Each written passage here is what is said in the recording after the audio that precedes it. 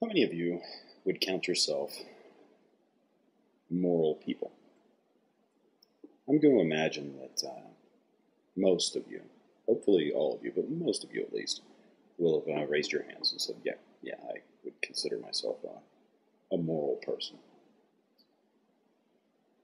Okay, with that being understood, let's throw out a concept and see if we can all agree that it would be either moral or immoral.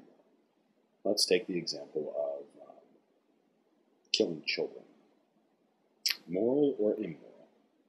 Now, I'll throw my vote. My vote is immoral.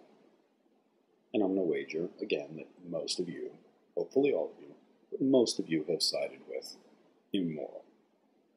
Right. So, now, where does the Christian get their source of morals? From God. Right? That's pretty much the standard answer for where does a Christian get their morals? From God. Now, God, being the one who gives us our morals, one of those morals that we can all pretty much agree on is killing children bad, not a good thing, not something we should shoot for. Now, what I have to ask, what seems odd to me, is when I ask Christians, now not all Christians, I'll explain, but when I ask Christians today, numerous times, but not just today, I ask them, what would you do? What would you do if you found yourself as God in the position of dealing with Pharaoh, negotiating the release of your people? And we won't go into the obvious questions of why does God have to negotiate with anyone? Different subject. Let's go, you find yourself in that position. Would one of your bargaining methods be to kill all the firstborn children, all the firstborn male children? Would that be an acceptable approach for you? Now see, when I ask this question, 9 times out of 10, what I'll have happen is I'll get a long apologetic argument defending God's action, explaining why God was justified in doing what he did. But very rarely will I ever get someone honestly answer that question. They'll dance all around it. They'll try to defend God, but they won't actually answer the question. The ones that do, I've noticed, who are honest, will say something along the lines of, yeah, no, I don't agree with that. I would have done it differently, but it's God, and I cannot question him. That's at least an honest answer from your perspective. And I can respect that a hell of a lot more than people who dance around the question and refuse to answer it.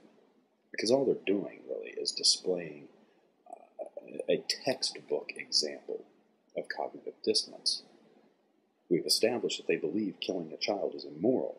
We've established that they believe God is the source of their morals, and we've established that God kills children. That is a textbook example of cognitive dissonance when this person tries to contemplate that, and instead of being able to directly address it in an honest manner, they tend to deflect. They tend to try to change the subject or focus the attention back on God. Well, let's talk about God. Well, the question wasn't about God. It was about you and your morals and what you would consider a moral or immoral action in that case. And we've already established that you consider killing babies is immoral. So if you were put in the position of an omnipotent, omniscient God, where you had the ability to affect the desired outcome with or without the slaughter of children, establishing that it's an immoral act, we're going to go with the idea that the answer from an honest standpoint would be, I wouldn't kill those kids. And yet, I ask that question, I ask that question, I ask that question, and I get avoidance, avoidance, avoidance, avoidance, anger and avoidance. Like I said, except for those few exceptions who will say, yeah, I don't agree with it. I don't know why God did it that way, but he did it that way, and I can't question it. Well, that's That's at least an honest answer from your perspective. It's still one that I think is shit, mind you, but at least it's an honest answer. And for those of you who would give such an honest answer, thank you for at least having that much integrity and honesty. For those of you who dance around the issue and just express your cognitive dissonance in ever more obvious ways, thank you as well, because you provide a sterling example of the concept. No real question here, just that observation, unless someone cares to attempt to answer the question as it was posed. That's it. Bye.